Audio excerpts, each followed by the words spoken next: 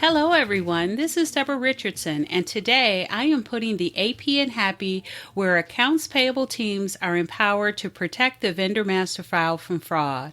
This podcast will give a voice to accounts payable team members by talking about the growing reality of cyber attacks in their world and which vendor setup and vendor management techniques they can apply to protect the vendor master file from fraud.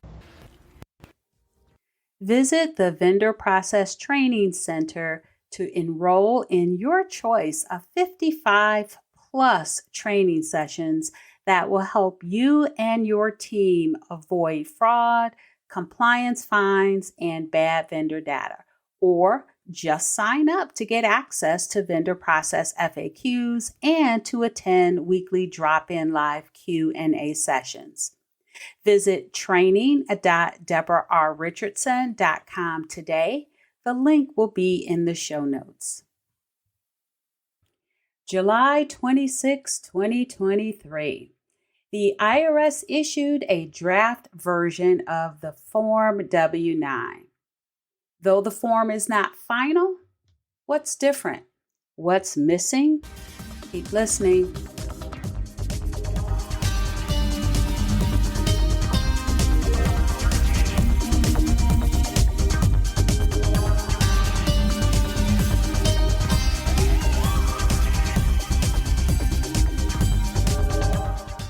Welcome to episode 252, draft version of the IRS Form W-9, October 2023.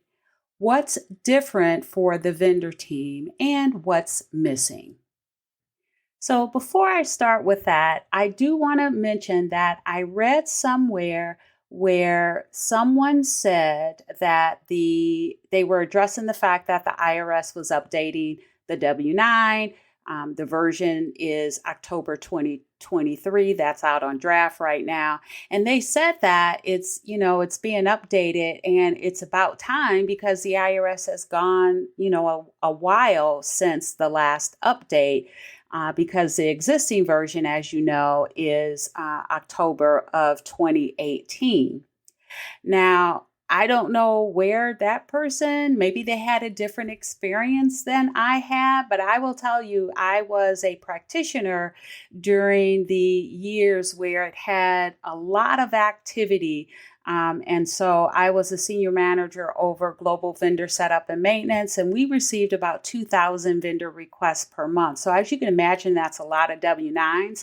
And so I am just looking at the IRS's page where they talk about or list the prior forms and instructions. And if I look at the Form W-9, this is the period that I'm talking about that I remember. They had a version in 2011, then they had a new version in 2013, then they had a new version in 2014, then they had a new version in 2017, and then they had a new version in 2018. So I, for one, was tired of versions of the IRS Form W-9 because you know how the vendors are, right? They'll create a version, they'll complete a W-9 or get it from their tax folks, and then they'll just keep it and give it to everybody that asks. And as these new versions arrive, they don't always, go back to their tax folks and ask for an updated one. So they try to give you the outdated versions, and then you got to have that conversation. So I was very happy that the last revision date was 2018. But, I guess it's been 6 years. I guess I can't complain. So let's talk about the IRS draft version of the Form W-9 dated October 2023. I do want to say here, though, that I am absolutely not a tax professional. The content that I provide is from that accounts payable perspective, which is reflective in the training session. If you guys have seen or heard me talk about or maybe even taken the training session on the Vendor Process Training Center. It's called the IRS W-9 Examples by Tax Classification, What to Look For When Accepting from Your Vendor. And I'll put a link to it in the show notes.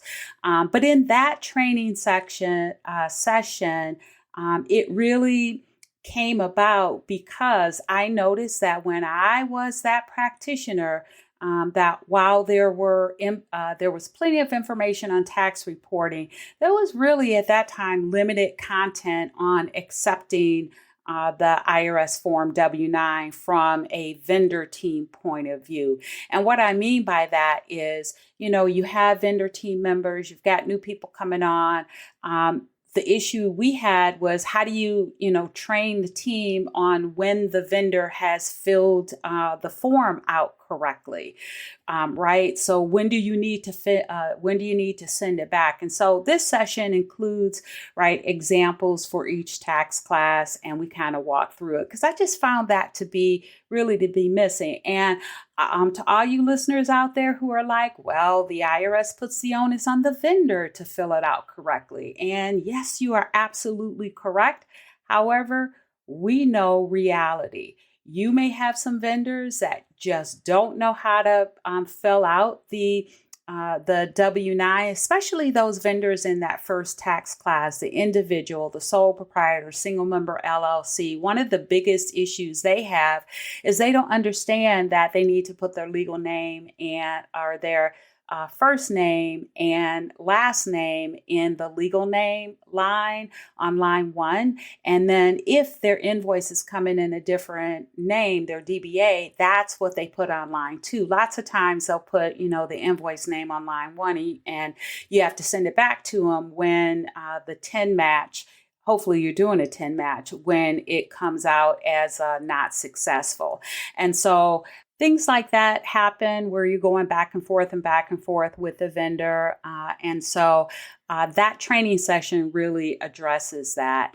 And that's the purpose of it. Again, I know the IRS puts the onus on the vendor, but in reality, it's really up to the vendor team to make sure that they receive a valid IRS Form W-9. And at that point, can we update or add that vendor record? Sometimes, right, there's an urgent requirement for vendor records. So we've got to balance, right, getting the right information and getting that vendor set up so that the purchase order can be done or that the invoice can be posted and paid.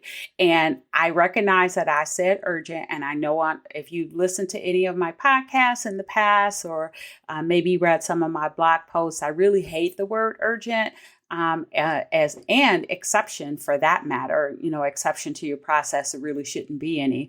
But we all know those situations occur. And when they do, you still need to do your vendor validation, your IRS 10 match. And so if something doesn't match, if the form is not filled out correctly, that still needs to be resolved before you create that new vendor or update an existing vendor. Anyway, all of that to say, so this is where that training session helps. And by the way, I do have a live version of that training session. It's always on the third Wednesday of the month. And then it's available on demand within 24 hours. But the October session, which is October 18th, that's the third Wednesday of October, it is going to include the updates based on the new version of the W-9. And that's assuming that it is that the W-9 is finalized, like there are no additional changes or the IRS doesn't push out the published date. All right, so speaking of this new version of the IRS Form W-9 dated October 2023, it's still in draft, and the draft version was issued again on July 26, 2023. I will have a link to the form as well as a link to the IRS page where they list all of their draft forms. And when you go to that page, if you didn't know, the draft W-8 EXP is on that list too with the October 2023 date. And usually they will update all versions of the W-8 at the same time. So not sure when those or maybe even if those draft versions are going to come out, but the draft version of the W-8 EXP came out on June 28th. And again, it was also dated October 2023. And if you're wondering what the WAEXP is, because this is typically not what we receive in accounts payable, we typically receive the W-8 BIN for individuals and the W-8 BIN-E for entities. But the WAEXP is the Certificate of Foreign Government or other foreign organization for U.S. Or for United States, rather, tax withholding and reporting. So it's used by foreign governments, international organizations, foreign central banks, and the like.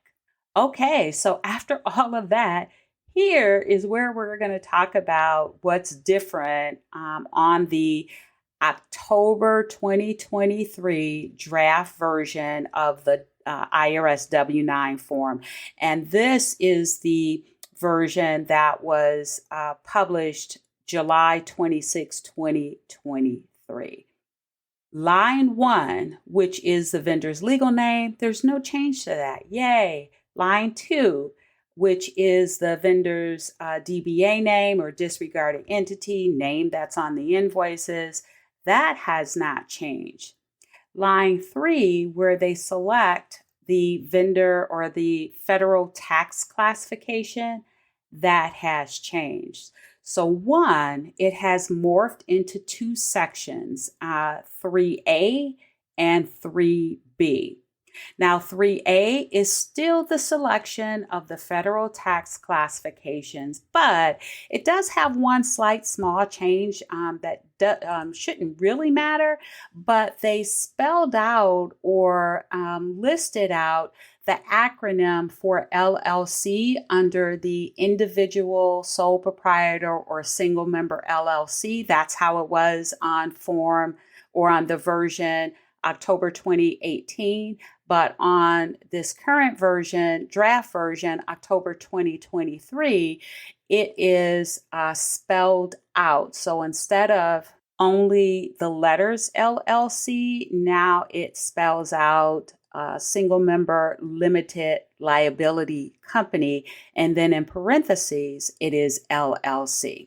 Not quite sure why they did that, but it doesn't hurt any. And maybe from the vendor's point of view, it helps them to understand it more. Not sure. All right. Now, the second half of that change with 3B or adding 3B, this actually is some verbiage and a checkbox that the vendor is going to have to read the instructions to understand if they need to select it. So 3B, and I'm going to read the verbiage. It is, if you checked partnership or trust estate on line 3A, and you are providing this form to a partnership, trust, or estate, check the box if you have any foreign partners, owners, or beneficiaries, and then it says to see instructions. Now, this one might be a little tricky. You may have to bring in a tax professional depending on how your company or organization is set up, because it seems to only apply to your vendor if your company or organization is also a partnership, trust, or estate. But here is where in the title I say what's missing, because in the draft tax forms, there's not a draft version of the instructions for the requesters of the W-9. And so the expectation is that the IRS will include instructions for you on how to determine if your vendor should have selected that checkbox. All right, so let's move on with line or area 4 that is on the left or right-hand side. And this is where the vendor can put in any exemption codes, if applicable. They can also enter in any exemption from FATCA reporting, Foreign Account Tax Compliance Act reporting, and that has not changed. Lines 5 and 6, that has the address, city, state, zip code, that has not changed. Line 7, list account numbers. here, which has always been optional. That has not changed. Requester's name and address. That little section doesn't really have a number on it on the right-hand side. That's always been optional. I don't know about you guys, but with all those 2,000 requests we used to require, we never put our information, our name and address in there. If you do, let me know if that helps with anything. And then moving down to part 1, the taxpayer identification number, you still have the social security number, employer ID number to enter in those 2 sections. I don't see if that has changed. Maybe I missed something with the verbiage, but I don't think so. And the same thing with part 2, the certification, where it lists everything that the vendor is certifying to when they sign it. Unless, again, I missed some of the verbiage, I don't see that anything has changed here as well, or I don't see that anything here has changed. So the form itself is a little longer. The general instructions start a little later on the page. And so this version of the W-9 is 7 pages, whereas the version of the W-9 prior, October 2018, is only 6 pages. So more to come on that. This is just what I have noticed that is different from the October 2018 to the October 2023 draft version. Again, that was issued July 26, 2023. And don't forget the October 18th live workshop of the IRS W-9 examples by tax classification, what to look for when accepting from your vendor.